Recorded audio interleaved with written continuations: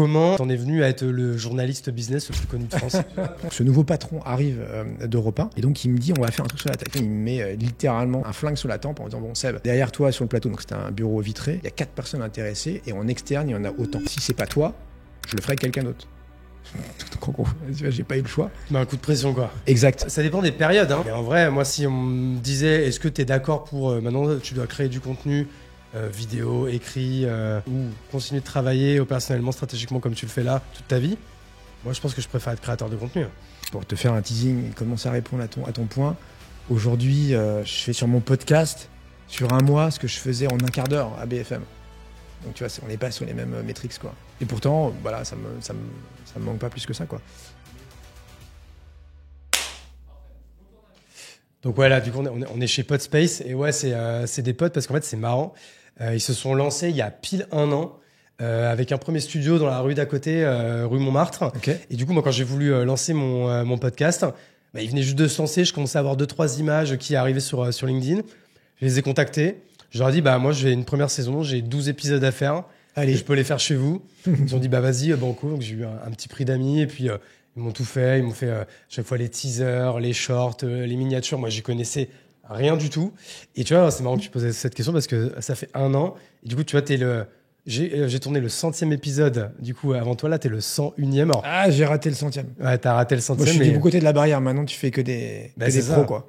Et du coup, tu vois, donc en un an, 100 épisodes, bah, tu vois, c'est simple. Comme j'en fais 2 par semaine, bah, enfin, je viens pas toutes les semaines en faire 2. Hein, tu vois, je viens grosso modo toutes les 6 semaines. Okay. J'en fais 12. À la chaîne. C'est hyper intense. Okay. Mais en vrai, moi ça va. Je sais que c'est 3 jours qui sont compliqués physiquement.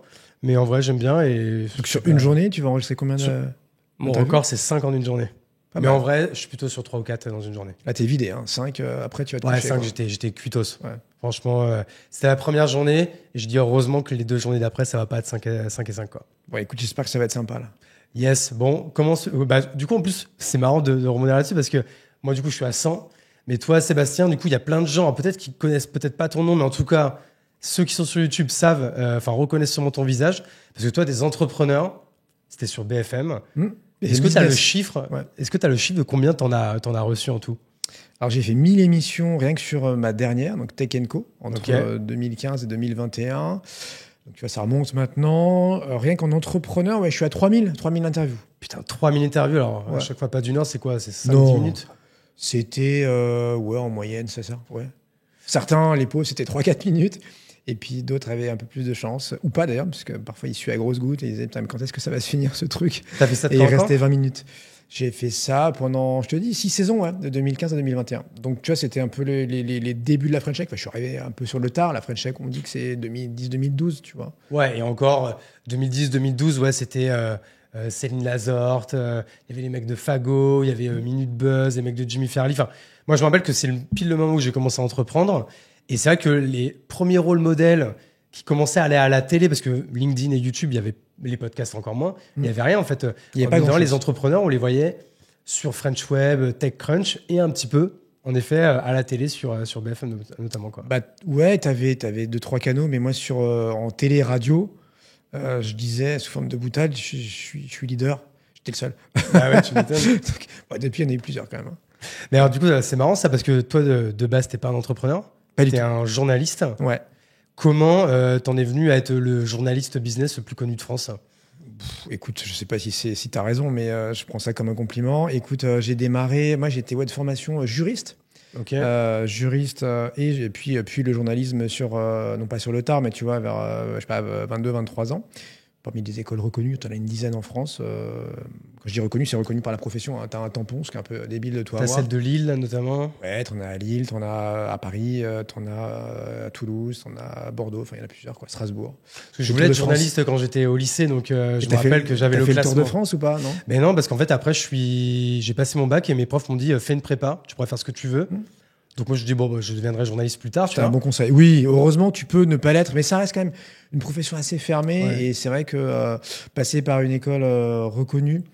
Mais moi je savais même pas. Quand même ils m'ont foutu en prépa. Ouais. Et du coup en fait après on m'a dit maintenant tu passes un concours d'école de commerce. Ah ok. Bon puis en fait j'ai mis le doigt dans l'engrenage et en fait après le journalisme il est jamais revenu. Tu vois il peut peut-être revenir un petit peu là avec le podcast même si c'est pas vraiment du journalisme. Mais je me rends compte que c'est quelque chose encore que j'aimerais faire. Je me l'interdis pas de le faire un jour. Mais tu sais que voilà, j'ai pas envie de faire l'ancien soldat, donc on peut aller directement là-dessus. C'est une des raisons pour laquelle je pense que j'ai arrêté et BFM et du coup le journalisme, parce que j'ai mis du temps, tu vois, à plus de 40 ans à arrêter.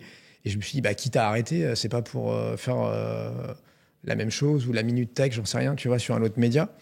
Et c'est vrai que le fait que c'est une profession un peu démonétisée et qui, du coup, est non pas, parce que j'ai quand même encore beaucoup de respect pour elle, mais non pas exercée par tout à chacun. Mais c'est vrai que on soit tous avec un téléphone qui puisse filmer en sortant dans la rue n'importe quoi, faire ton podcast. C'est vrai que, en tout cas, apporter de l'info, discuter avec des gens et diffuser, tu vois, ce savoir ou cet échange à n'importe qui, c'est évidemment plus maintenant l'apanage, tu vois, des médias. Et d'ailleurs, ouais, tu fais plus de vues sur YouTube aujourd'hui que sur un TF1. Enfin, l'actu récente nous l'a encore montré, tu vois. Donc, c'est même pas une sorte d'impact, etc. Parce que je suis pas dans une logique de vue ou d'audience. Sinon, j'aurais peut-être fait autre chose. Mais en revanche, ouais, si tu veux, le fait de pouvoir parler à des gens, et moi, en l'occurrence, tu me dis, tiens, t'as commencé comme ça, Hugo, t'es pas entrepreneur, t'étais pas entrepreneur, Seb, et je le suis toujours pas. En revanche, c'est un peu le filon sur les 10 dernières années, le fil rouge pour moi, c'est de cultiver la passion de l'entrepreneuriat, des entrepreneurs, l'immense respect que j'ai aussi pour vous. Pas pour eux, puisque t'en es un. Et donc, sur la folie, sur l'inconscience parfois, le courage, tout ce qu'on connaît, tu vois, la résilience, etc. Et de me dire que, en fait, j'ai pas besoin d'être à la télé, à la radio pour continuer à échanger avec vous, à même faire du business maintenant avec vous, puisque je suis passé du côté obscur de la force. On en parlera si tu veux bien. Mais aussi, quand même, à garder un pied dans le contenu, d'où Tech 45, mon podcast, que j'ai lancé il y a 3 ans dans la foulée de BFM. Où en fait, c'est un peu la substantifique moelle pour moi. C'est le meilleur un peu de ce que je faisais à BFM. Puisque avant, c'était un peu à la chaîne, tu vois. Quand toi, tu viens ici, t'en fais 5-6. Moi, j'en faisais 5-6 par jour, du lundi au jeudi. Le vendredi, je ne me reposais pas, mais je préparais la semaine d'après. Mais du lundi au jeudi, 5-6 par jour. Pas que des entrepreneurs, tu as aussi des corporés, des experts, des investisseurs, etc. Et te dire, ouais, tu vas en faire qu'un par semaine. Donc, tu vas quand même bien le sélectionner, un ou une, évidemment. Et passer du temps, prendre du temps avec eux, tu vois. Donc moi, c'est pas du slow média, c'est 3 quarts d'heure, donc c'est un format similaire au tien. Tu vois, moins d'1 heure, parce que je considère que les gens ont pas beaucoup de temps. Le temps, je préfère qu'ils le passent à des trucs aussi intéressants avec leurs potes, avec leur famille, etc. Et j'ose espérer qu'ils m'écouteront régulièrement. Peut-être pas tous les épisodes, tu vois, toutes les semaines, mais régulièrement. Et donc voilà, je garde un pied dans le contenu, mais c'est vraiment un side, hein, c'est soirée week-end pour moi. Et du coup, en fait, de base, comment donc, tu te tournes vers le journalisme après ces études de juriste, hein, c'est ça? Qu'est-ce qui fait que tu arrives dans la sphère du coup business et du coup même cette sphère entrepreneuriale qui, à l'époque, bat son plein puisqu'on est au milieu des années 2010? Ça commence très tôt pour moi. Je reviens à la jeunesse et à 15 piges, je suis en fait déjà un peu Tintin reporter. Enfin, je faisais de la radio dans un atelier pas très loin d'ici, dans le 17e, pour apprendre en gros à faire des interviews, tu vois, comme tu faisais du tennis ou je sais pas quoi. Donc le virus, si tu veux, de l'échange, de l'interview, il m'a piqué très très tôt. Le droit, c'est plus pour avoir un background, etc. Et parce que tu débarques pas comme ça, tu vois, sorti du bac.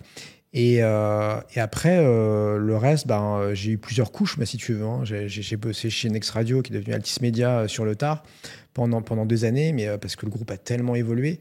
Et donc, j'ai fait plein de trucs à l'intérieur, j'ai lancé plein d'émissions, avec plus ou moins de succès. Il y a eu des jolis fours, tu vois, sur le climat, tu vois, Green Business, que je lance en 2007. Bon, ça n'a pas duré longtemps, ça a duré une saison, parce qu'on était trop en avance aux phases, parce que les annonceurs, le marché n'était pas prêt, les annonceurs comprenaient pas, sauf tout ce qui était greenwasher, eux, ils avaient bien compris. Donc, du coup, les annonceurs, ils s'appelaient Land Rover, des pétroliers, etc. Donc, bon, pas top pour une émission sur le climat.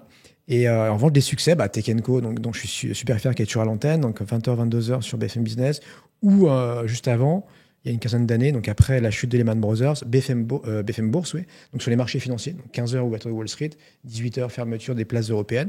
Donc tu vois, j'ai eu plusieurs vies en fait. Et donc l'entrepreneuriat, c'était ma dernière émission sur Tech & Co. Et c'est là où je me suis frotté à vous, je vous ai reçu et Et ouais, j'ai eu cette passion, on va dire, sur le tard. Du coup, quand j'arrête BFM, tu vois, il y a 3 ans, on me dit « Ah, cool, Seb, tu vas monter ta propre start-up ». Je dis là, non, j'ai trop de respect pour eux, etc. Je pense pas avoir, encore une fois, tout ce que je t'ai dit. C'est-à-dire que ça te toutes les passionne, qualités. mais que t'as pas envie... Pas au point de shifter, non. Tu n'es pas au point de dire, bah, en fait, maintenant, je les ai tellement côtoyés qu'ils m'ont contaminé. Non, vous m'avez pas contaminé, et même si j'ai beaucoup appris à vos côtés, mais c'est les deux. C'est-à-dire, oui, ça te renvoie parfois aussi à tes limites, tu vois, en disant, bah voilà, j'ai pris un cours d'œnologie, de sushi ou je sais pas quoi, mais j'ai trop de respect pour eux. Voilà, je suis à ça et j'ai pas vocation à faire comme eux ou à les remplacer, quoi. Et en revanche, ouais, me rapprocher de vous, si tu veux être plus proche des doueurs, d'où So We Fund aujourd'hui, donc de ceux qui font, et les aider plus que d'être un passe-plat comme on fait, toi et moi, sur ces podcasts. Et je sais que tu as une vie aussi à côté de ce podcast. Et ouais, c'était quelque chose pour moi d'hyper important. Parce que tu vois, en 2024, très clairement, les gens, ils vont dans un média et pas forcément pour l'intervieweur, tu vois. Ils veulent passer à la télé, passer à la radio, passer sur YouTube.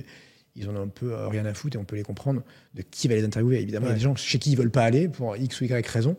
Mais grosso merdo, ils veulent quand même montrer leur tête. Et puis limite maintenant, prendre un petit short et puis dire coucou, regardez, c'est moi, quoi. Parce que c'est vrai qu'en fait, aller chez BFM Business, c'était un petit peu le rendez-vous un peu de tous les entrepreneurs.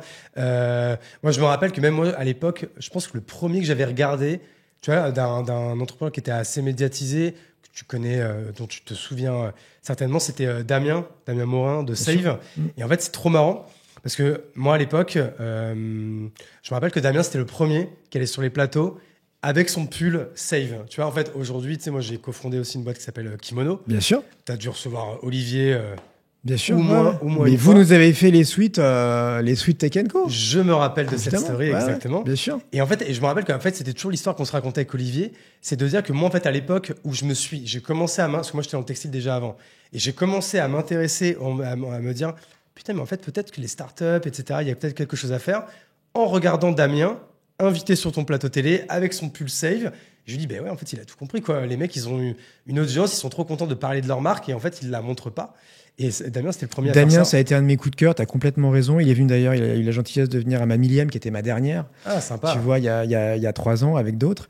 Et Damien, c'est vrai que c'est un très bon souvenir. D'ailleurs, anecdote, on lui remet, alors c'est pas moi, je crois que c'est Stéphane Soumy à l'époque. Il y a peut-être, tu vois, je sais pas, 6-7 ans, un BFM Awards. On doit être dans un lieu prestigieux dans Paris, il y a 2000 personnes, tu vois, genre Bernard Arnault, Xavier Niel, le patron de la BCE et tout. Et il m'appelle la veille, il me dit Seb, je m'habille comment, etc. Je lui dis, bah attends, mets un costard et tout. Je sais pas pourquoi je lui dis ça. Je crois qu'en fait, il a dû venir avec son suite et c'était très bien comme ça, en fait. Heureusement, il m'a pas écouté, quoi. Ouais. Même au BFM Awards, tu vois. Mais c'est ça, donc du coup, en fait, c'est là-dessus qu'en fait, nous, à cette époque, vraiment, on découvre, et bah, d'ailleurs, franchement, Damien, je pense que ça devait être au tout début, parce que c'est 2015 où tu as commencé. 2015, ouais. Bah, franchement, je dirais que c'était peut-être 2016, la vidéo dont je te parle. C'est possible, ouais. Je pense que c'est par là, parce que nous, après, on monte Kimono fin 2016, donc ouais, c'est ça, tu vois, 2015-2016. Ouais, donc tu arrives sur la station F, l'ouverture et tout, parfait, là. Exactement. Perfect timing. Donc c'est ça, donc là, tu prends donc en main cette émission. C'est toi qui la proposes à BFM ou c'est eux qui ont l'idée de faire ce format et ils te mettent à sa tête?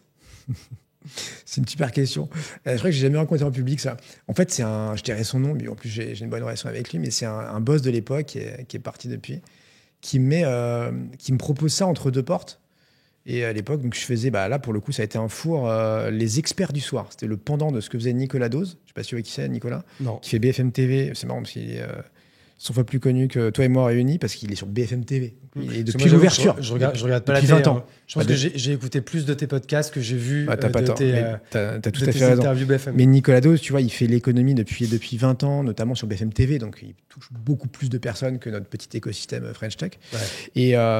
Et donc, pourquoi je te parle de lui et donc voilà, à l'époque, moi je faisais le pendant de ce qu'il faisait, non pas à TV, parce qu'il était aussi chez nous 1h le matin entre 9 et 10. Et donc moi je le fais le soir, entre 23h et minuit. On m'avait dit, ouais, bon, fais venir tous ceux qu'on voit pas, donc les jeunes, etc., tous ceux qu'on voit pas à l'antenne. Donc je fais ça, et donc ce nouveau patron arrive d'Europe 1, il me dit, écoute, ton truc, ça va pas, tu parles de la même chose que tout le monde, la courbe des sondages, enfin la courbe d'Hollande qui s'inverse pas, le chômage qui continue à augmenter, etc. Donc ça va pas. En plus, c'est des gens qu'on connaît pas. Enfin bref, pas du tout différenciant par rapport à BFM, CNews, LCP, France Info et tout. Et donc, il me dit, on va faire un truc sur la tech. Donc là, on est fin 2014, il y a pile 10 ans. On va faire un truc sur la tech, tu vas faire un truc en mode à la fois du fond, tu vois, donc big data, cloud, tu vas prendre les vagues, les buzzwords les uns après les autres, tu vas bien les poncer. Et puis, tu feras aussi du news, tu vois. Hugo, il lève 2 millions pour ses suites. Boum, tu l'invites. Clac, clac, 5 minutes, on est content. Je dis, ouais, bon, c'est marrant, ok, ton truc. Et donc, on est fin 2014. Et je lui dis, bah, on fait ça, c'est cool. On fait ça à la rentrée prochaine, tu vois, en septembre 2015. Et il me dit, donc lui, c'était le bras droit d'Étienne Moujotte des années avant au Figaro. Il me dit, mais ça va pas. Avec Étienne, on avait une idée. On la lançait dans le mois, tu vois, en mode startup, tu vois, test and learn. Et donc, non, on va lancer ça en janvier 2015. Donc, un rendez-vous, 2 rendez-vous, et au 3e, il me met littéralement, enfin, je te fais la blague, enfin l'image, mais un flingue sur la tempe en disant, bon, Seb, on a trop tergiversé, ça fait 1 mois qu'on parle. Derrière toi, sur le plateau, donc c'était un bureau vitré, il y a 4 personnes intéressées, et en externe, il y en a autant. Donc, si c'est pas toi, je le ferai avec quelqu'un d'autre. Si tu cherches à créer une machine de vente qui tourne toute seule, alors il te faut le bon playbook. Ciblage, base de données, enrichissement, copywriting et outreach. Et pour l'enrichissement, email et téléphone, le meilleur outil, c'est Full Enrich, que j'utilise personnellement tous les jours. On connaît tous ce problème. Des leads avec des infos manquantes, des numéros introuvables, des emails qui rebondissent. Bref, la galère pour atteindre tous tes prospects. Mais avec Full Enrich, du coup, plus besoin de te casser la tête. Full Enrich, c'est simple. Tu importes ta liste de leads, tu cliques sur enrichir et en quelques minutes, tu as des tonnes d'emails de tes prospects et leur numéro de portable. Fini les leads inaccessibles, tu as tout ce qu'il te faut pour contacter et créer tes propres séquences d'outbound. Et ce n'est pas tout. Si tu es sur LinkedIn et que tu veux enrichir un seul contact, boum, tu as juste à cliquer sur le bouton enrichir et toutes les infos se remplissent automatiquement dans ta liste. Tu n'auras plus jamais un prospect parce que tu n'as pas son bon numéro ou son bon email. Ce qui fait vraiment la différence avec Full Enrich, c'est qu'ils utilisent 15 sources de données pour te garantir les meilleurs résultats. Peu importe d'où viennent les leads. Et avec leur triple validation des emails, ton taux de rebond chute à moins de 1%. Plus d'emails qui rebondissent, juste des contacts 100% fiables ou presque. Et pour ne rien gâcher, Full Enrich s'intègre facilement et automatiquement avec plus de 1000 apps grâce à Zapier et Make. Tu gagnes un temps fou en automatisant tout ton process, de la collecte à l'envoi d'emails, sans jamais quitter ton CRM ou ton Google Sheet. Donc, si tu veux que tes bases de données soient plus enrichies et surtout mieux enrichies, plus complètes et que ton pipeline grandisse enfin, il te suffit de passer à Full Enrich. Tu peux tester gratuitement avec 50 leads offerts pour commencer et pas besoin de rentrer ta carte bancaire. Et crois-moi, une fois que tu auras essayé, tu ne pourras plus t'en passer. Donc merci encore à Full Enrich et bonne écoute. J'ai pas eu le choix. Un coup de pression, quoi. Exact. Et en fait, donc j'y suis allé content parce que j'étais motivé, mais effectivement avec un timing qui n'était pas le mien parce que je venais de lancer une émission qui avait 4 mois. J'avais recruté, 50 personnes qui n'avaient jamais pris la parole dans les médias, des communicants dans l'ombre, des avocats, j'en sais rien, des gens dans le BTP et tout. Et il fallait que je foute tout par terre au bout de 3 mois parce qu'il estimait que c'était pas différenciant. En gros, c'était pas son projet, c'était pas lui qui était à la genèse du truc. Boum, et on lance Tech & Co en janvier 2015. Et ouais, je me suis éclaté. Et en fait, il avait raison. C'était un super timing. Et voilà. Ouais, donc du coup, c'était quand même fort. Au moins dans l'écosystème, il n'y a pas une seule personne qui ne connaît pas, il n'y a pas une seule personne qui ne devait pas te contacter tous les jours pour pouvoir y passer. On avait 200-300 demandes entrantes par jour. Ce que tu dis, donc là, il y a eu la 1000e, mais comme tu envoyais plusieurs par émission, tu as eu donc plus de 3000 entrepreneurs et autres parties prenantes. Plus, des VC, etc. Ouais. Là, je te fais juste une petite... On était dans le... Pour te dire, excuse-moi, je te coupe, on était dans le plan média classique, tu vois, des grosses boîtes comme Image7 ou des petits, donc tout ce qui était RP. Le triptyque, c'était, tu vois, si t'avais pas French Wed ou Madines, si t'étais même un peu européen ou quoi, t'étais dans TechCrunch, t'avais les Échos en France et t'essayais de montrer ta bobine sur BFM Business le soir. Et j'étais assis du coup rapidement en compète avec Stéphane Soumier, qui était à la matinale, lui, le matin. Et donc, du coup, on se tirait la bourre. À la fin, il me disait, bon, avant tu vois, que la French Tech explose, il me disait, bon, Seb, à moins de 50 millions, c'est pour toi les levées. Il se baissait plus pour les levées inférieures à 50 millions. Parce qu'il y en avait trop à un moment donné. À un moment donné, ouais, c'était compliqué de suivre. C'était quoi l'audience moyenne? Si on venait sur BFM, on pouvait se dire qu'il y avait combien de personnes qui nous voyaient? J'ai coutume de dire, pour te faire un teasing et commencer à répondre à ton point, aujourd'hui, je fais sur mon podcast sur un mois ce que je faisais en un quart d'heure à BFM. Donc, tu vois, on n'est pas sur les mêmes métriques, quoi. Et pourtant, voilà, ça me manque pas plus que ça, quoi. Mais sur BFM Business, ouais, tu es entre 10 et 15 000 personnes au quart d'heure en radio uniquement. T'ajoutes à ça la télé, donc tu es sur toutes les box. Et le web. Le web. Donc, et le matin, tu vois, en plus, ils sont sur je sais plus, RMC Découverte, je sais pas quoi, donc numéro 23-24 en TNT. Donc là, tu as des centaines de milliers de personnes tous les jours. Tu peux peut-être dépasser le million.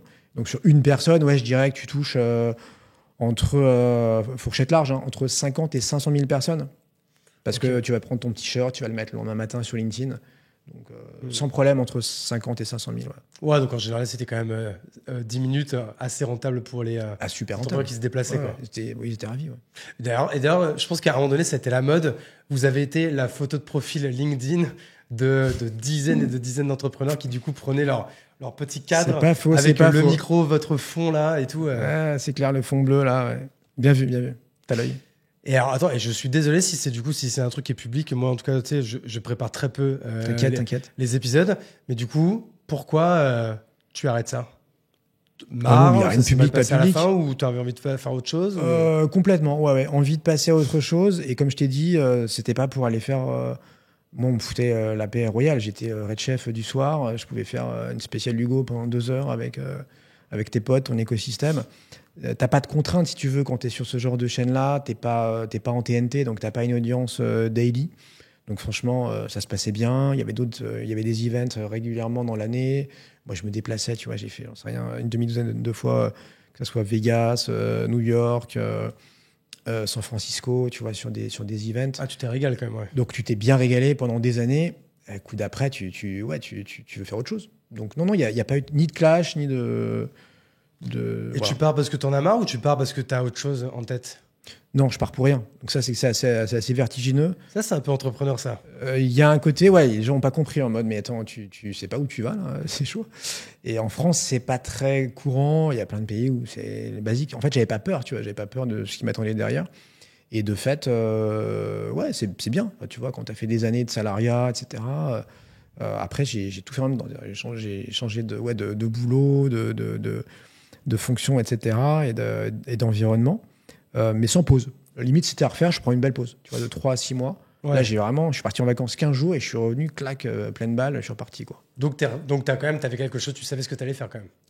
Je te dis, non, pas tant que ça, en fait. C'est vraiment sur mes vacances et sur mon retour. En fait, c'est quoi? C'est tu t'es remis en mode parce qu'en fait, j'ai fait plein de trucs en même temps. J'ai cofondé Teampact Ventures avec un certain nombre de personnes. On est monté quasiment à 10. Un fonds, hein, c'est ça? C'est un fonds, ouais, aujourd'hui, donc qui est positionné sur l'early, climat et la santé. On a fait de très beaux deals, tu vois, sur Murphy, qui reconditionne l'électroménager. Ouais, Murphy cartonne. Hein. Wondercraft, les exosquelettes. Alan, la mutuelle que tu connais. Donc, on a fait pas mal de belles choses comme ça. Toute première commande kimono. Alan, dis-toi que j'ai retrouvé le bon. J'ai le suite. Le tout premier? Bien sûr. Enfin, le tout premier. Un des premiers, le blanc, là, avec le petit. Alors, c'était chiant, ils prenaient toujours plein de couleurs, plein de trucs, machin différents. Mais c'est trop marrant, en fait, de voir le tout premier bon de commande Alan. 38 suites. Je donnerai pas le chiffre de la dernière, mais c'est pas 38, quoi, tu vois. Donc c'était marrant de retrouver ça, parce qu'en fait, mine de rien, on s'est monté presque en même temps que, quoi. La dernière, c'était 800, un truc comme ça, non? Plus encore? Ouais, je dis pas, mais... tu signes trop de NDA, toi, Hugo. Donc, qu'est-ce qu'on disait? Donc voilà, donc ça, je lance le podcast, tu vois, à l'été 21, donc quelques mois après, et j'ai fait un tout petit peu de conseils avec un chic type qui s'appelle Séverin Naudet, qui était l'ancien patron de WeWork en Europe. Okay. Et moi, j'étais un peu, tu vois, la petite souris. Hein. Franchement, je ne savais pas faire grand-chose là, donc j'apportais plus les prospects, etc. On les transformait en clients et puis j'apprenais avec lui. Et puis voilà, donc de fil en aiguille, j'arrive il y a 1 an, donc fin 2023, à SoBeFun. Je croise la route de Marc Ménassé, à la tête de Founder Future, donc encore un VC. Et puis qui me dit, écoute, je suis en train de racheter une plateforme de crowd equity. Et je pense que ça pourrait le faire. J'aimerais bien bosser avec toi là-dessus si t'es dispo. Je venais juste de quitter Teampact, en tout cas l'opérationnel. Et donc, je me retrouve. Donc, on décide de créer ce poste pour moi là, de chef de la communauté. Animateur de la communauté, ça, c'est ce que tu me disais dans le message. Ouais, donc. Parce que quand je t'ai invité, j'avais même pas fait le rapprochement, ça, j'avais pas regardé ton CV LinkedIn, ce que tu faisais sur SoBeFun, parce que alors du coup, ce qui est marrant, j'améliore ma com alors. C'est que moi là, non, c'est juste que tu sais, moi, en vrai. j'aurais pas à le dire, mais je suis jamais sur LinkedIn en fait, tu vois, alors que je poste 2 fois par jour. Mais tout est planifié et tout. Donc, bref, je reviens juste de temps en temps pour répondre aux commentaires. C'est ton avatar, en fait. Toi, tu vas pas. Bah, en vrai, c'est que c'est utile. Et puis, ça permet encore une fois de délivrer un message. Moi, j'adore. Moi, je crois que j'y passe 1 à 2 heures par jour. Hein. Mais j'avoue que, en fait, ce que j'y vois, ce que j'y lis ne m'intéresse plus trop. Mais en fait, pourquoi? Et c'est parce que même moi, le premier, c'est parce que maintenant, c'est devenu trop codifié, en fait. Tu vois, en fait, tu vois, franchement, j'ai regardé, là, il y a 3 jours, la série qu'ils ont fait sur Love Story. Je me rappelle même plus, sur Prime, je crois, ou sur Canal. Bref. Et à un moment donné, en fait, la nana, elle a une phrase intéressante dès la fin, en fait, dans les derniers épisodes. C'est de dire, tiens, regarde son comportement. T'as vu, ça fait 11 semaines qu'ils sont là. C'est bon, ils ont compris les codes. Et tu verras que les prochains, il y aura plus cette authenticité, cette naïveté du début. Maintenant, ils vont tous, en fait, être codifiés et respecter des codes d'un média qui arrive. Et tu vois, la cour de récré que LinkedIn pouvait être il y a 3 ans, etc. Bah, je trouve que maintenant, en fait, c'est... Et moi, ma faute le premier, hein, parce que j'étais le premier à donner des conseils de comment écrire sur LinkedIn. Bah, en fait, c'est que maintenant, tout le monde fait la même chose, quoi. Oui, mais c'est des corps mouvants. C'est-à-dire que je suis d'accord avec toi, sauf que... déjà par défaut, enfin tu vois, face à Insta, bon Insta c'est pas du business, face à X qui est devenu une décharge à ciel ouvert. Donc en fait, si tu veux, on n'a pas tellement le choix. C'est le seul vrai réseau pro. T'as quand même des nouvelles de ton écosystème, tes clients, etc. Même tes potes qui font du business, entrepreneurs ou pas. Tu vois, tu suis un peu aussi tes prospects, tu leur envoies du love, tu les encourages, tu les pings, etc. Donc je peux être très critique moi aussi sur tout ce que tu dis, je le vois, je le reconnais et je dois le faire de temps en temps aussi. J'évite au max, mais aussi quand tu sors des codes parfois, ça te bouffe ton reach et du coup tu as 25 likes et tu te dis ok, en fait ça intéresse pas l'algo. Des fois c'est le contraire. Des fois quand je fais un post où je me dis vas-y, en vrai c'est un truc, je vais l'écrire d'une traite. Comme je parle, en fait, c'est comme si je dictais. Et en fait, des fois, c'est des posts qui marchent le mieux parce que, bah, en fait, ils respirent l'authenticité, quoi, tu vois. Ouais, il faut tester. T'as plus ces codes là où tu fais exprès parce que tu sais les 2 lignes que t'as pour les faire cliquer sur voir plus. En fait, je pense que les gens, ils en ont marre, en fait, de ça, tu vois. Mais bon, bref. C'était, tu vois, je me suis coupé la parole. C'était un live, je sais même plus ce qu'on était en train de dire juste avant. Non, mais tu me demandais comment j'étais arrivé là et pourquoi le fil du truc, c'est aussi pourquoi pas l'entrepreneuriat. WeFound, ouais, voilà. Et là, tu me disais, tu me disais, il faut que j'améliore ma com. Et je te disais non, parce que je vais jamais sur LinkedIn. Et parce qu'en fait, du coup, moi, je suis hyper pote avec les mecs de Toodigo. On est d'accord? Ouais. C'est la même chose que ce WeFound, non? Ouais, on est concurrents, très clairement, ouais. Et concurrents et néanmoins amis. Avec qui on est associés, avec Alex et Stéphane, parce qu'on vient de racheter un bâtiment ensemble à Bordeaux. Mais bien sûr, oui, magnifique. Ouais, j'ai vu les photos. C'est vrai que j'avais déjà entendu parler de So WeFound. Et attends, et l'autre, votre troisième concurrent, c'est... Ah non, mais attends, il y a 55 agréments. C'est ça? Ouais, c'est la Ligue des Champions, là. Crowdcube, Crowdcube, si tu veux, c'est le leader, c'est un peu c'est le meilleur d'entre nous. Non, pas en France, t'as raison, mais comme ils sont justement pan-européens, européens, quand la plupart de nous on est tous à 99% franco-français ou ou tu vois, espagnol en Espagne. Ils sont basés à Londres, mais si tu veux, ils ont cette aura et ils sont partis très vite, très fort. C'est peut-être plus d'1 milliard, tu vois, levé par leur start-up. Quand on est plus, nous, en dizaines, en centaines de millions derrière. Donc, il nous manque un petit zéro. Mais bon, il n'y a pas de sujet. De toute façon, le marché, il commence seulement. Hein. Le private equity, ça a démocratisé, on va dire. Ça a entre 5 et 10 ans en France. L'appétence, elle est là, tu vois, avec tes potes, etc. Ils vont préférer mettre un ticket dans une boîte, une startup qu'ils connaissent, qu'ils consomment, qu'ils utilisent, plutôt que d'acheter une action cotée ou un ETF qui va suivre je ne sais pas quel indice mondial qui fait rêver personne. À la rigueur, tu mets un petit peu d'argent sécure là-dessus. Clairement. On conseille d'ailleurs, parce que le non risqué, le non coté plutôt, c'est hyper risqué. Ouais, je suis obligé de te rappeler c'est chiant, la petite astérisque, mais bon, t'investis que ce que tu peux perdre, risque d'illiquidité et risque de perte partielle ou totale. Donc, une fois que tu n'as pas vidé la salle et que tu as encore des gens motivés, là, on peut discuter et c'est ce qu'on fait chez So WeFound, quoi. Et donc toi, du coup, en fait, donc c'est Marc Ménassé. Donc Marc Ménassé, bien sûr, tous les gens de l'écosystème connaissent, l'un des plus gros business angels français. De base, c'est quoi son fait d'armes à Marc Ménassé? Comment il s'est fait connaître de base? Il a fait plein de choses. Il a revendu des entreprises.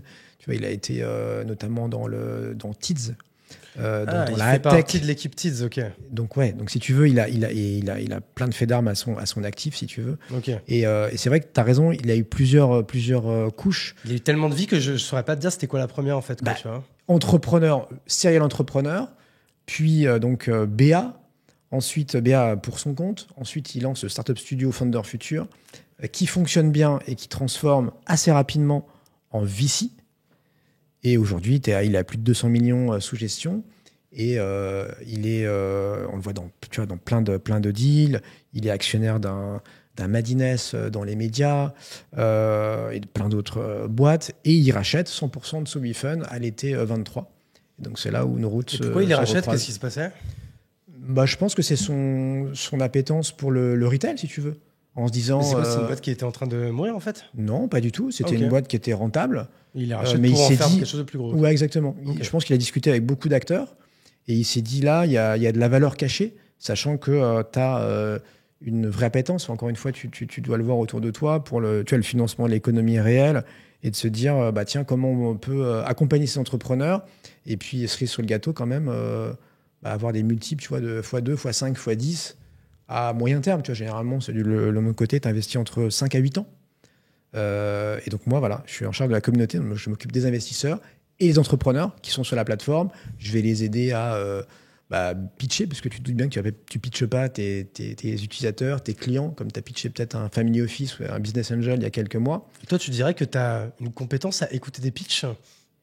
C'est une blague, parce que à écouter 3000, écouté, ouais. Je voulais pas écouter 3000, mais... Parce qu'en fait, c'est ce que j'allais te dire tout à l'heure. En fait, un truc, toi, qui a, dans ton parcours, du coup, qui a énormément de valeur, et je sais pas ce que tu as fait au fur et à mesure pour ça, c'est qu'en fait, toi, du coup, tu as l'un des réseaux de l'écosystème qui doit être les plus fournis. Parce qu'en fait, si tu avais chacun de tes invités, si tu les avais mis dans un CRM avec son nom, son prénom, où il en est, son mail, son portable, le taguer avec là où il est, je te dis ça, peut-être que tu l'as fait. En vrai, tu as un portefeuille connaissance, écosystème qui est presque inégalable, quoi, en fait. Le portefeuille, oui, je l'ai. Après, j'étais pas actionnaire des boîtes. Donc, non, mais tu m'as compris. Quand tu interviews Hugging Face ou Algolia. En termes de réseau, j'entends, tu vois. Ouais. Écoute, je l'ai utilisé, ce réseau, et je te l'ai dit, ça m'a permis de leur parler, de voyager, de les solliciter aujourd'hui, tu vois, sur mon podcast Tech 45.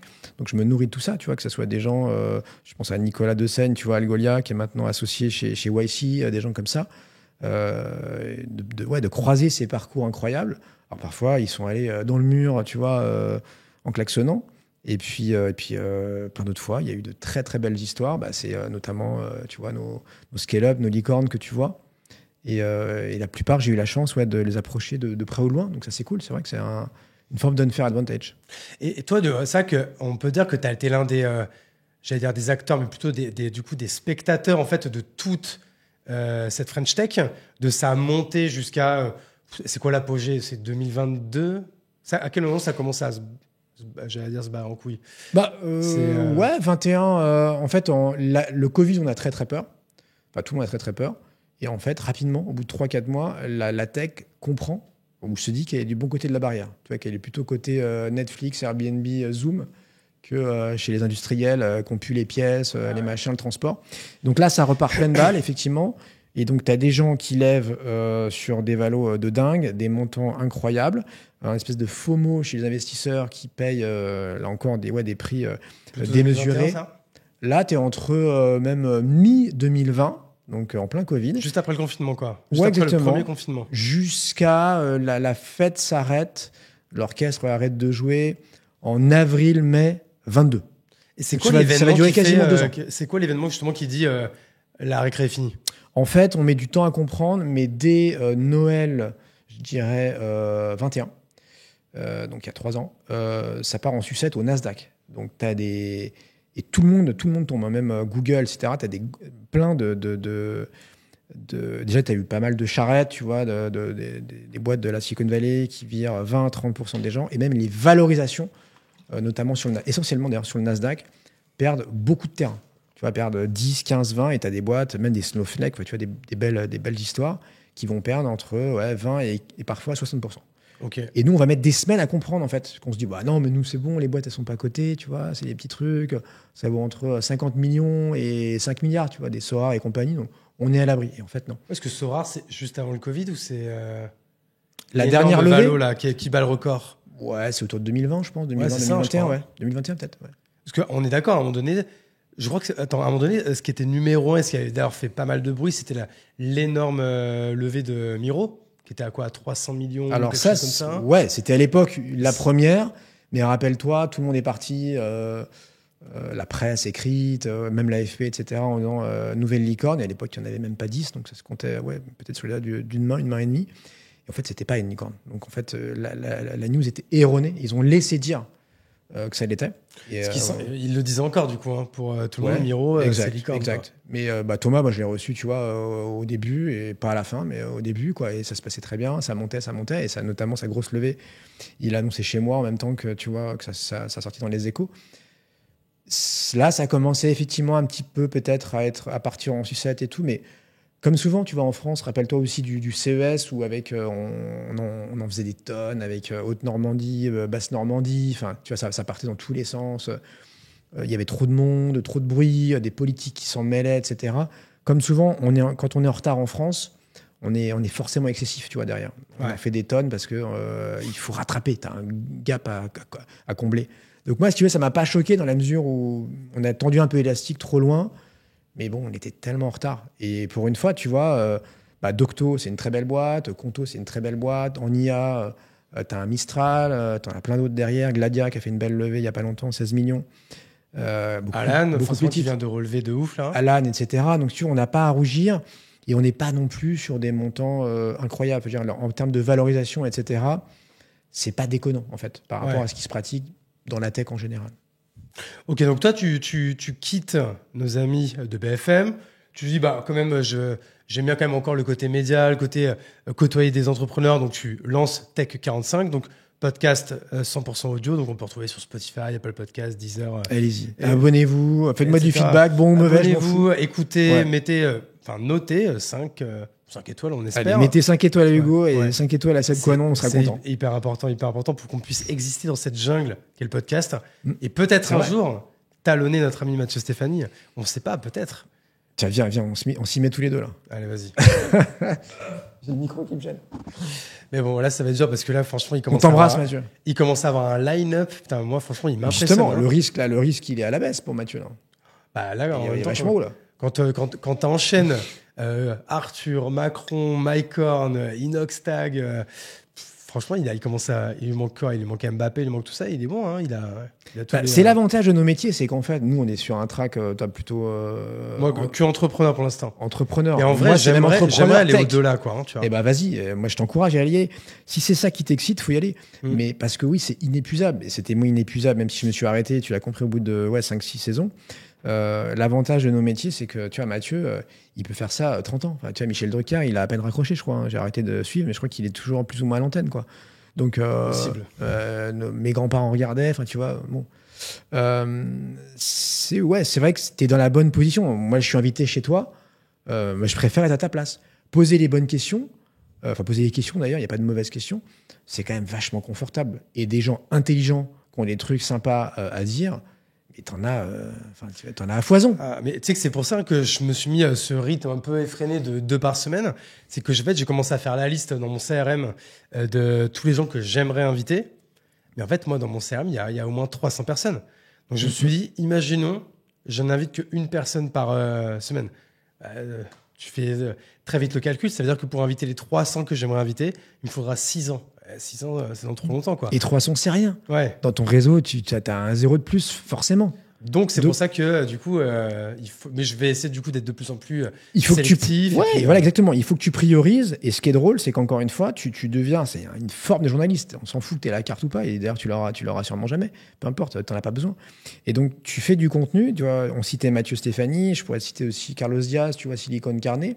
Ça, c'est des gars qui ont été entrepreneurs pendant 15, 20, 25 ans et qui font finalement quasiment le mouvement inverse. Moi, je suis pas en train de devenir entrepreneur, mais bon, j'ai quand même jamais été aussi proche des entrepreneurs. Tu vois, chez Soifun, ils sont toujours là. Georges et Benjamin, donc malgré la vente, tu vois, ils sont toujours aux manettes. Et donc moi, je suis au quotidien avec eux et donc et je suis même pas light founder, tu vois. Le truc, il a 10 ans, donc j'ai aucune légitimité là-dessus. Du coup, t'es salarié ou t'es quoi? T'es prestataire? T'es quoi en fait chez eux? Je suis freelance. Oui. Mais comme un salarié, quoi. Exactement. Ouais. Ça, c'est un setup qu'on a décidé entre eux. Quoi. Exactement. Mais j'y vais tous les jours, etc. Ok. Ça aucun. Enfin, c'est juste mon. Ça, c'est mon. Mais t'as quand même un numéro de SIRET, c'est ce que je veux dire. Ah oui, mais alors, je suis entrepreneur si tu veux dans ce cas-là.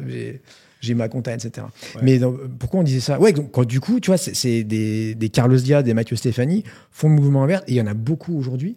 C'est vrai qu'ils se dédient quasiment à 100%, et ça, moi, ça me fascine quand même, à la création de contenu. Et pourtant, c'est pas des gens qui rêvaient d'être journalistes, tu vois. Tu sais que si je pouvais, hein, si on me donnait le choix, ça dépend des périodes, hein. Mais en vrai, moi, si on me disait, est-ce que tu es d'accord pour maintenant, tu dois créer du contenu, vidéo, écrit, photo, ce que tu veux, toute ta vie, ou continuer de travailler personnellement, stratégiquement, comme tu le fais là, toute ta vie, moi, je pense que je préfère être créateur de contenu. Bah, Je franchement, prends plus de plaisir à ça. c'est un job en or. Ouais. Bah, et en vrai, tu le fais pas que pour toi. Tu le Bien fais sûr. parce que, franchement, moi, en vrai, il y a peut-être un peu d'ego là-dedans, mais moi, quand tous les jours, je reçois des messages de gens qui disent, franchement, merci, lâche rien, les épisodes sont top, j'ai appris ci, j'ai appris ça. Tiens, grâce à toi, du coup, j'ai mis en place telle habitude, tel truc. Bah, Ça qu'il y ait de m'aide et l'ego, tout. déjà, on s'en fout. Faut juste Qu'on aide Ouais, des gens. Moi, qu'il soit pas mal placé, ton j'adore, ego, quoi. c'est Ouais. juste ça. Ouais. Et deux, comme tu dis, tu vas donner inspirer des gens, donner des tips, les gens ils vont se projeter, ah ouais, tiens, je vais faire comme lui ou je vais surtout pas faire comme elle.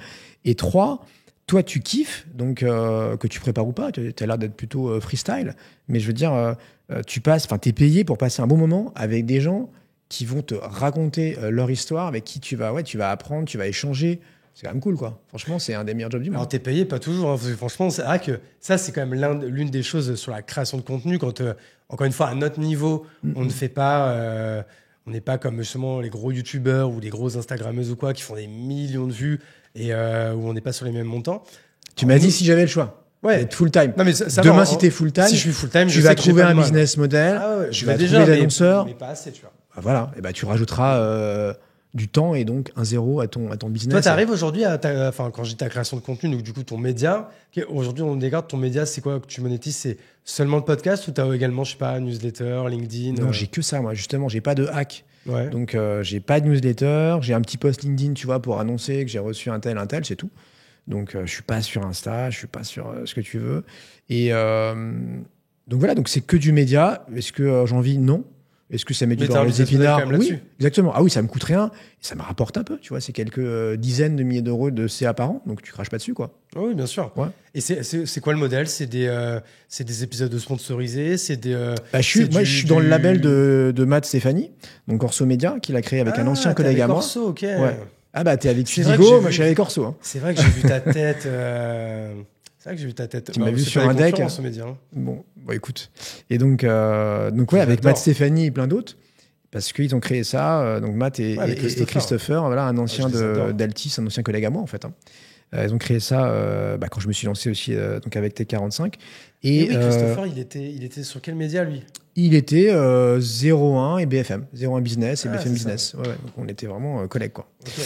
Et on a bien bossé ensemble pendant des années. Et si tu veux, donc quand il m'a proposé de rejoindre Orso dans les tout premiers podcasts avec Matt Stéphanie et tout, mais j'ai dit mais évidemment, enfin il y a pas de sujet. Donc moi je m'occupe du contenu. Orso, c'est une régie, en fait. C'est une Qui vous régie. trouve les Ouais. sponsors, en fait. Ouais. C'est un label qui va nous accompagner.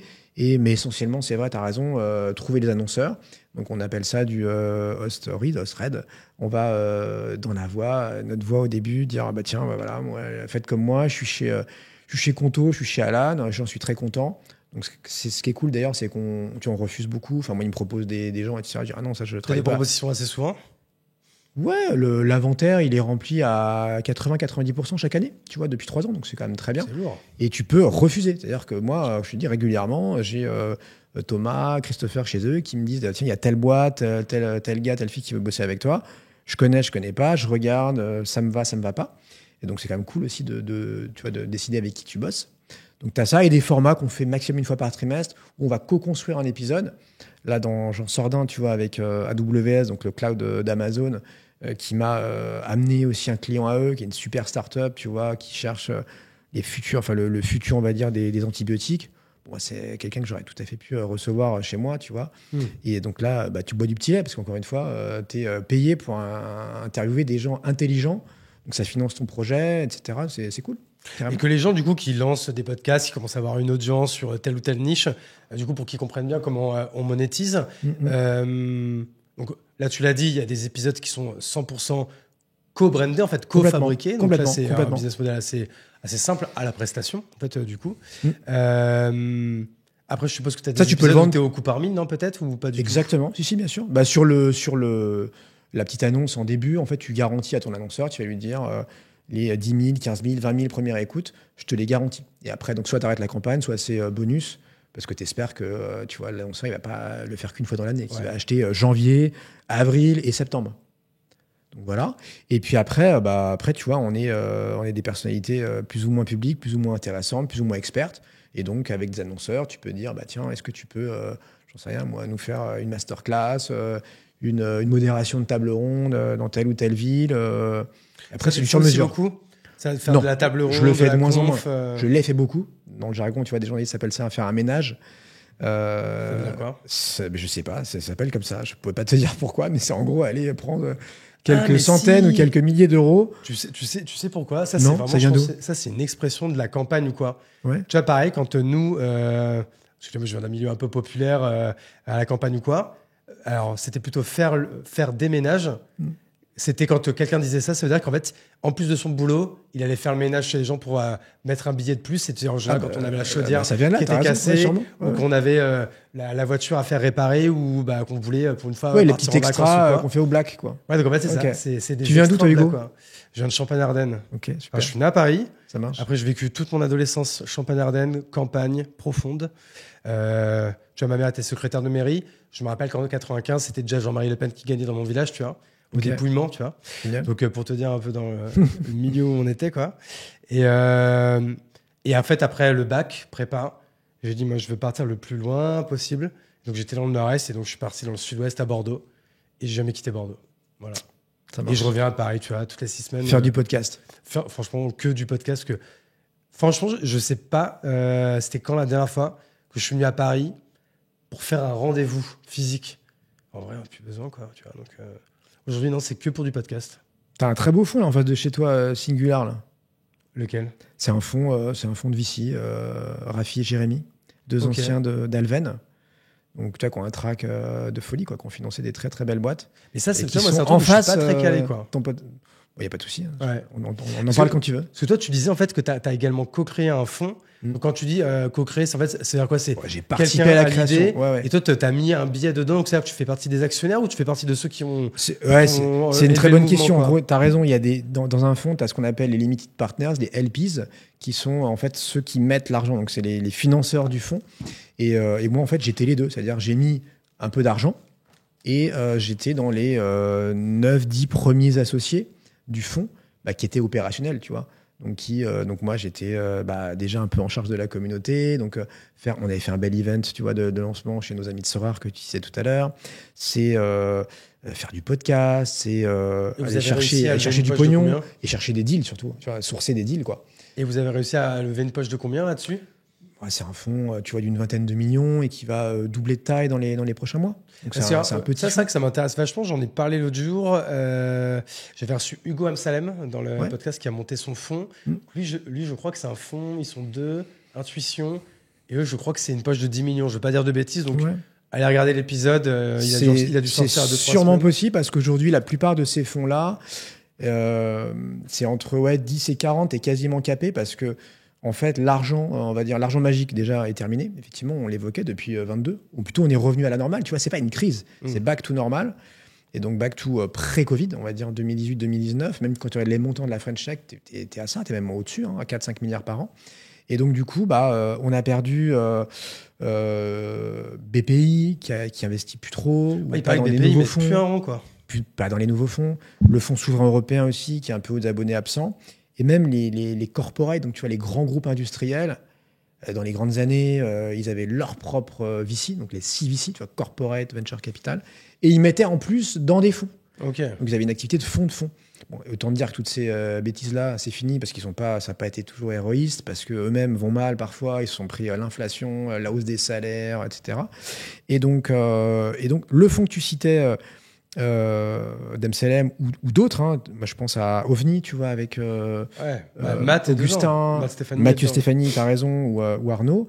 Là, c'est en quelques dizaines de millions, parce que très souvent, la quasi-totalité de ces LP, des financeurs, on va dire, du fonds, c'est des privés.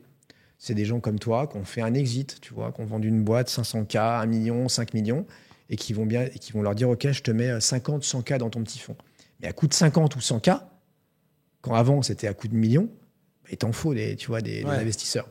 Et c'est quoi le business model pour les gens qui sont à la tête, qui sont à l'initiative de ce fonds? Parce que par exemple, là, tu me disais, je fais partie un peu des 7, 8, 9 qui étaient, on va dire, un peu à l'initiative et qui étaient vraiment opérationnels dans ce fonds. Je suppose que vous n'êtes pas que 9 à avoir mis de l'argent dessus. Non. Vous avez dû aller lever auprès de dizaines de personnes. Ouais, c'est ça, exactement. Première question. Déjà, vous trouvez ces dizaines de personnes. Comment vous créez le SPV? C'est quoi? C'est vous passez par un avocat spécialisé ou vous passez par un So We Fund, un Roundtable, un acteur comme ça? Au début, nous, tu as raison, en tout cas quand j'y étais, c'était du SPV, donc c'était plus on va dire un club de BA. Ouais. Et après, sur le tard, c'est devenu une société de gestion. Donc là, tu lèves des fonds sur un temps limité et après, tu déploies cet argent sur un temps donné. Généralement, c'est 5 à 10 ans. Et on est d'accord. Ça, c'est le modèle du VC. Je ne sais plus comment on appelle ça. C'est quoi? C'est un carry? Le carried interest, c'est la commission de performance. C'est-à-dire que pour t'aligner et dire à tes LP qui ont mis de l'argent dedans, je vais te chercher les meilleurs dossiers et puis à juste piquer mes fees annuelles qui sont généralement entre 1 et 2%. C'est comme ça que l'équipe de gestion va vivre. Donc toi, par exemple, tu fais partie de l'équipe de gestion ce fonds? Moi, je suis plus opérationnel, donc je suis plus dans le fond. Donc toi, tu gagnes pas un rond pour Exactement. Là-dessus. Il faut que le fonds soit héroïste et donc du coup fasse de la plus-value. Là, s'il y a des noisettes à se répartir, et vous êtes donné quoi? 5 ans, 10 ans, c'est quoi? C'est plutôt 10 ans, ouais. Et tu vois, tu as déjà tout dépensé là? Non, pas du tout. Non. Okay. Et quand tu regardes à Isaïe, tu vois, Blablacar, ils ont investi, je crois, il y a 12-13 ans, ils sont toujours pas sortis. Donc, c'est tard. Et So We Fund, c'est marrant parce que tu vois, le fait d'avoir rejoint Marc Ménassé et Founder Future à l'été 23, on se rapproche. On n'est évidemment pas un fonds. On reste une plateforme de financement participatif, mais on se rapproche de ces standards du VC qui sont quand même dans les plus exigeants, tu vois, notamment dans la due deal, etc. Et on prend ce fameux carried que tu évoquais, c'est-à-dire pour dire à nos investisseurs particuliers, ce coup-ci, qui vont mettre 2000, donc on va dire c'est des petits business angels, dire on vous sélectionne les meilleurs dossiers, tu vois, 30 ou 40 par an sur les plusieurs milliers qu'on va recevoir et qu'on va aller chercher. Et on prend aussi cette commission de performance à la sortie. Donc là, du coup, la plus-value de l'investisseur particulier ne sera calculée qu'une fois qu'on aura pris ces 19 ou 20 points de carried. Ah oui, c'est quand même élevé. 19-20%? C'est les standards de l'industrie. C'est les standards, ok. Ouais. Bon, déjà, oui, en fait, les gains sont tellement rares. Quand ils arrivent, il faut bien qu'ils soient... Ouais, mais quand tu fais, tu vois, un x3, x4, et nous, on l'a déjà fait sur So We Fund, de prendre 20 points de plus-value et laisser après les 150 ou 200%, tu vois, de croissance, de sortie positive, ça va, il en reste quand même. Et après, tu as quand même la flat tax. Bon. Quand on enregistre, elle est encore à 30%, je touche du bois, mais... Et toi, aujourd'hui, donc, si on doit donner un peu une semaine type de Sébastien, on dit quoi non ou quoi ce non? Quoi non, pardon. Il n'y a aucun problème. Miro Mesnil ou un truc comme ça, non, c'est ça? Exactement. Ouais. Tu as plein de noms comme ça bizarres en français. Et ma mère, tu vois, c'est le nom de mon père, mais le nom de ma mère. Je crois que c'est pour ça que j'ai pas osé t'appeler. Parce que tu vois, ça m'arrive souvent, en fait, genre, dès la première seconde du podcast, d'appeler les personnes et dire. Quand tu foires le nom de famille, ça commence pas comme ça. Tu super début. Ok, t'es ça. Bon, je vais t'appeler Seb, si ça te bat. T'inquiète. Donc, toi, aujourd'hui, ça ressemble à quoi une semaine type? C'est quoi tes So We Fund à fond? Peut-être avec une journée qui est dédiée un peu à ta partie un peu média, création de contenu, marque personnelle. Comment tu... la marque personnelle, si tu veux, tout ça est lié parce que, tu vois, il y a même des gens qui peuvent venir sur mon podcast et après, on parle business en mode, attends, ça n'aurait pas de sens, Hugo, qu'on fasse, toi et moi, un crowd. Donc, même si j'essaie de pas mélanger les torchons et les serviettes, mais si tu veux, j'ai pas de... Tu vois, j'ai pas d'agenda caché, donc très souvent, les gens, je leur parle, là, à premier meeting, c'est souvent, tiens, voilà, qu'est-ce qu'on peut faire ensemble? Et comme généralement, je ne bosse, entre guillemets, qu'avec des gens que je connais, il faut déjà un premier rendez-vous. C'est comme le club, une fois tant que t'es pas allé, t'es pas habitué. Donc, il faut bien y aller une fois. Et donc, pour répondre à ton point, non, le podcast, c'est vraiment, on va dire, du soir et week-end. Donc, ça parasite pas ma semaine. Et puis, sauf si, l'invité, il peut que, j'en sais rien, à 14h, un mardi, on se débrouille. Mais bon, c'est comme toi, ça dure 1 heure. Tu le loges dans un agenda. Et le reste, sinon, c'est parler à des entrepreneurs. On va dire des prospects, des gens qui pourraient être intéressés par faire un crowd. Et là, tu as autant de demandes entrantes que de gens que tu vas aller chercher toi en disant tiens, je vois que tu as fait une série A, là, tu voudrais pas compléter et faire un petit 10-20% de cash en plus, sachant que maintenant tu es complètement dérisqué. Donc, tu vois, ce fameux runway de 18-24 mois sur lequel on sait que tu vas pas aller dans le mur et tu es safe. Et pour aller solliciter ta communauté et en faire des super ambassadeurs. Et puis moi aussi, je sais que notre communauté, 135 000 inscrits, tu vois, chez So We Fund, ils vont être intéressés. Donc ça, c'est, tu vois, l'essentiel. Moi, ma semaine, ça reste encore de parler à 10, 15, 20 entrepreneurs. Donc, il y a des journées super riches et 5 et d'autres plus creuses où je me dis, mince, j'ai eu que 2 calls avec, j'en sais rien. T'as par exemple une journée où t'as parlé à personne, tu te sens pas bien? Déjà, ça n'arrive pas, c'est comme toi, j'imagine. Mais même quand ça arrive, c'est le bonheur. Ah ouais? Bah écoute, non, ça m'arrive pas assez. Moi, des fois, j'aime bien passer une journée tout seul, tu vois, à parler à personne. J'avoue que les journées où t'as 50 interactions, à la fin, t'as la tête qui chauffe, quoi. Moi, quand je vois, déjà, personne ne peut prendre rendez-vous avec moi le matin. Mais tu sais, quand je vois directement l'après-midi, que je vois clac, clac, clac, clac, clac, tu sais, genre 7 calls qui se suivent, j'angoisse dès le matin. Tu vois, je suis, ah putain, ça va pas être agréable, ça. Écoute, peut-être que toi, t'aimes bien. Moi, j'avoue que. Non, mais et, tu vois, je ça dépend des calls, évidemment. De moi-même, mais moi, j'adore j'avoue que les visios, les rendez-vous, etc., moi, ça me pompe une énergie, mais folle, quoi. Tu vois. Alors qu'il y en a qui se nourrissent de ça. Et j'aimerais bien être comme eux, mais pour moi, c'est très difficile, quoi. C'est-à-dire qu'en plus, maintenant, il faut les deux. On passe notre temps, tu as raison, soit en visio, soit en réunion, en interne, etc. Donc, très souvent, maintenant, il faut qu'on se mette ce fameux, tu l'as sur les Gmail, enfin les Meet, etc., ou ton calendar, moment de concentration, parce que c'est quand les moments, ça peut être le matin, etc., ou pour tes trucs perso, mais les moments de concentration où tu produis, en fait. Tu n'es pas juste là en train d'interagir avec des gens, où tu peux te poser, réfléchir, sachant qu'on passe quand même pas tout sur ChatGPT, donc tu vois comment on peut prendre un peu de recul. Sinon, tu as vite fait, effectivement, de passer ton temps à répondre à des Slack, des mails, etc. Et tu n'avances pas, en fait, quoi. Ouais, tu m'étonnes. Tu m'étonnes. Donc, toi, pour revenir un peu à ta semaine type, aujourd'hui, quand même, donc, c'est quoi? C'est moitié au bureau, sur WeFound, et moitié vraiment meeting, tu rencontres des entrepreneurs. Ouais, les meetings, c'est comme toi, hein, c'est à 90% en visio. Hein. Ouais. On se déplace rarement, en fait. Hein. Malheureusement. Je vois, Seb, qu'on arrive vers la fin où je vais devoir te libérer parce qu'on a commencé un peu plus tard à cause de moi parce que j'étais en retard, comme d'habitude. Est-ce qu'il y a un sujet ou autre que tu aurais aimé qu'on aborde dans ce podcast et qu'on n'a pas abordé? Écoute, là, comme ça, je vois pas, mais je t'avoue que c'est toujours pareil. C'est comme je te disais, le fait de changer non pas de posture, mais de place. Si j'avais été à ta place, évidemment, tu vois, il y a plein de fois, j'ai eu 10, 15 questions là, pendant les 3 quarts d'heure, 1 heure. T'aurais pu, franchement. Ouais, mais du coup, je veux pas inverser les rôles, tu vois. Je suis pas là pour. Mais c'est normal. En fait, c'est ton audience. T'as dû tellement en fait avoir l'habitude. En fait, toi, c'est ce muscle de la question qui se forme et qui se met à la queue. Ouais. Ça, c'est un truc qui doit être hyper naturel, quoi. C'est-à-dire que t'es curieux ou t'as envie de renvoyer l'appareil en disant, mais toi, comment ça se passe et tout. Et que je me dis. Voilà, c'est pas lieu, c'est pas le moment. La route est longue, on se recroisera, etc. Et donc, avec plaisir pour échanger. Mais en fait, les gens, je sais pas s'ils le savent ou pas, mais on a échangé récemment et on se croisait et tout sans se connaître. Donc, du coup, là, t'as un gros avantage sur moi maintenant. C'est ça. T'en sais plus. Et du coup, moi, j'ai plein de questions, mais bon. Eh ben écoute, maybe one day, tu m'invites quand tu veux. Avec plaisir. Je viendrai avec grand plaisir. En tout cas, merci beaucoup à toi pour ton temps. Et qui t'écoute alors? Qui te regarde? Tu m'as pas dit. J'ai quand même une question. Franchement, moi, c'est 100%, enfin quasiment 100% des entrepreneurs. Ouais. T'arrives à interagir avec eux ou pas? Ouais, ils t'envoient des mails, ils te font des commentaires sur YouTube, ça se passe comment? Ouais, alors franchement, en vrai, là-dessus, je suis pas très bon. YouTube, c'est un truc que j'ai du mal à craquer, tu vois. Parce que genre, je sais pas, moi, sur YouTube, je dois avoir 2500 abonnés, tu vois, mais en vrai, je fais rien, quoi. Parce que j'ai pas les codes. Autant LinkedIn, mais j'ai les codes à fond, je sais comment. À l'avance, je sais si quelque chose va marcher, pas marcher ou quoi.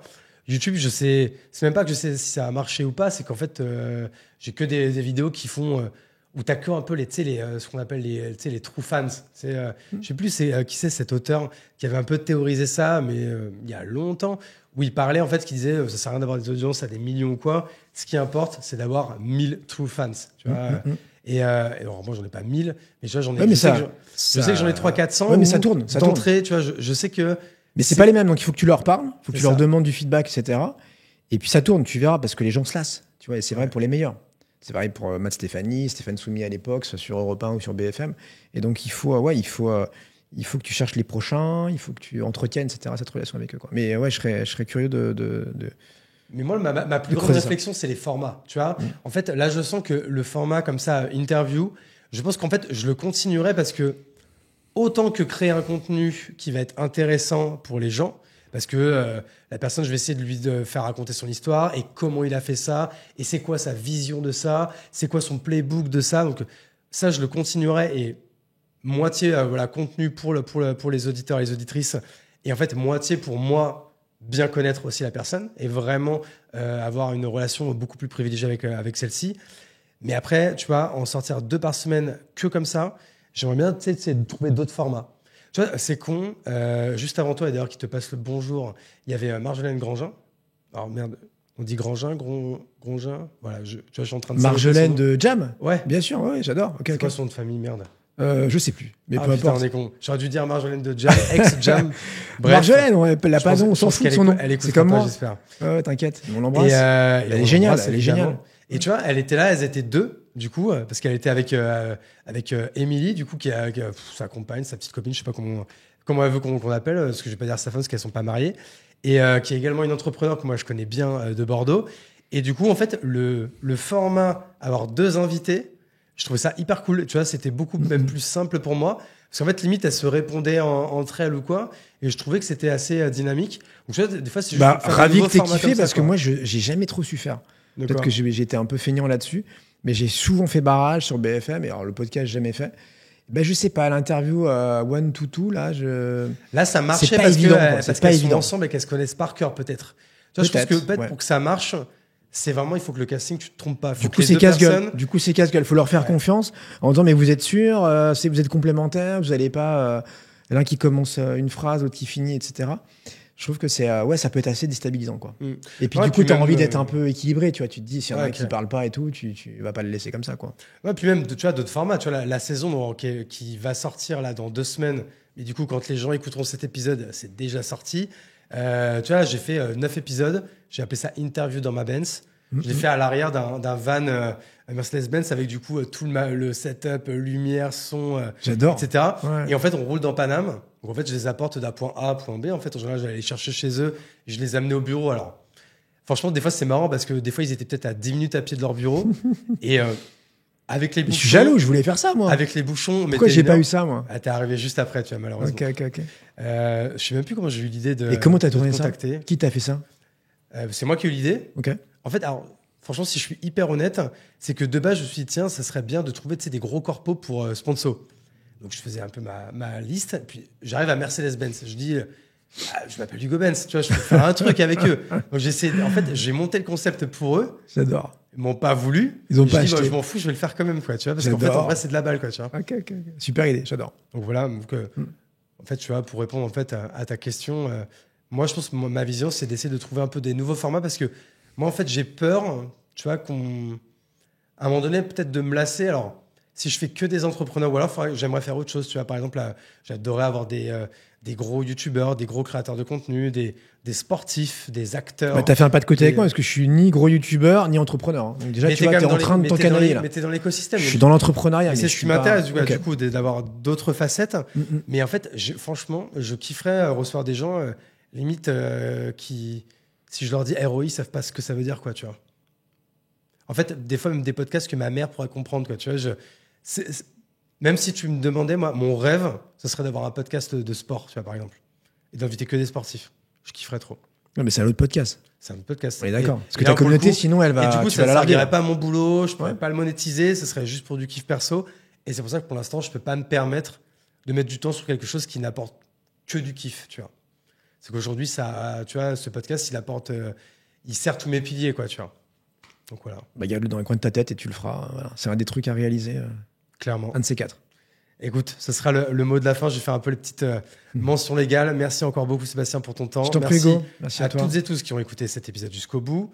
On est à plus de 100 épisodes, donc merci à ceux qui sont là depuis 3 épisodes, 10 épisodes, 100 épisodes, peut-être même encore plus. Ceux qui sont sur YouTube, évidemment, si vous pouvez vous abonner, mettre un petit like, un petit commentaire. Ça vous prend 2 secondes. Moi, ça m'aide énormément pour le référencement.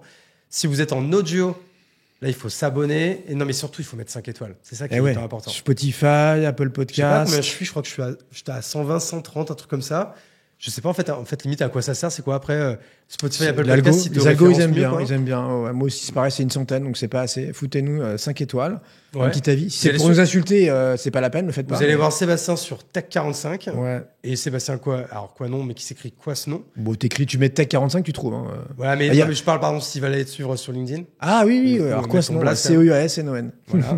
Et puis, Ça va être le mot de la fin. Je vais arrêter comme ça. À bientôt, Hugo. Merci Seb. Merci moi. à tous. À très vite. All right.